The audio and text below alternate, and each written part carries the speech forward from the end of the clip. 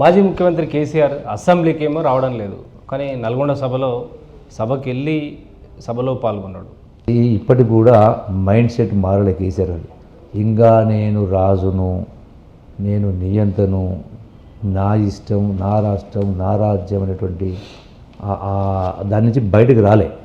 ఆ యూఫోర్ నుంచి ఇంకా బయటకు రాలా ఇంకా అట్లా కూడా. అందుకనే ఇప్పటి ఇంత జరిగిన తర్వాత కూడా ఇంకా ఆలోచన విధానంలో మార్పు రాకపోతే, అరే after all your human beings, అధికారం ఉంటుంది పోతుంది, కానీ మన ప్రవర్తన ఇంపార్టెంట్ కదా. ప్రవర్తన ఇంపార్టెంట్ కదా. మీరు నల్గొండ సభలో మాట్లాడుతూ ఉల్టా ముఖ్యమంత్రి గారిని మీరు విమర్శిస్తూ, అందుకని ఇప్పటిదాకా నా లైఫ్లో అటువంటి నా నోటికి ఆ మాట కూడా రాదు, కానీ ఇప్పుడు చెప్పాల్సిన పరిస్థితి వచ్చింది. ముఖ్యమంత్రి గారు స్టేజ్ పైన ఏం బిక్తారని ఏం మాట్లాడతారండి ముఖ్యమంత్రి పట్టుకొని?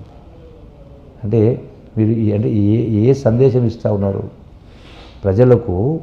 పరిపాలనలో పాలకుడే ప్రజలకు ఆదర్శంగా ఉండాలి.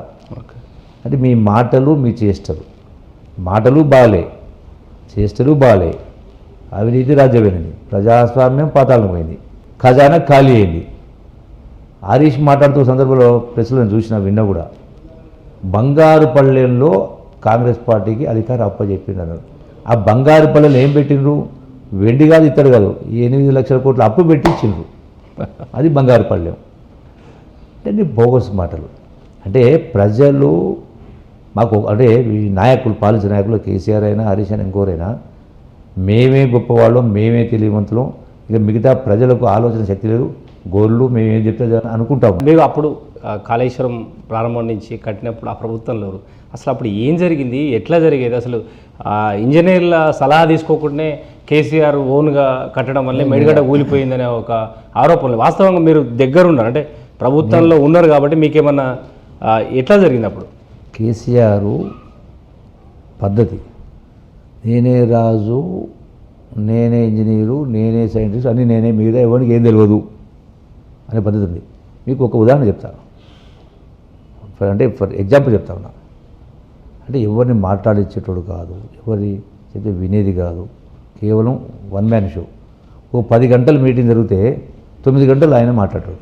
ఎవరు చెప్పాలన్నా, ఎవరైనా కసురుకునే పరిస్థితి వస్తే ఎవరు చెప్తారు? ఏ అధికారి కానీ, ఏ నాయకుడు కానీ. అంటే సెల్ఫ్ రెస్పెక్ట్ కోసం. నేను ఒక ఉదాహరణ చెప్తాను, మళ్ళీ నేనే చెప్తాను. నేను ఇండస్ట్రీ మినిస్టర్గా ఉన్నప్పుడు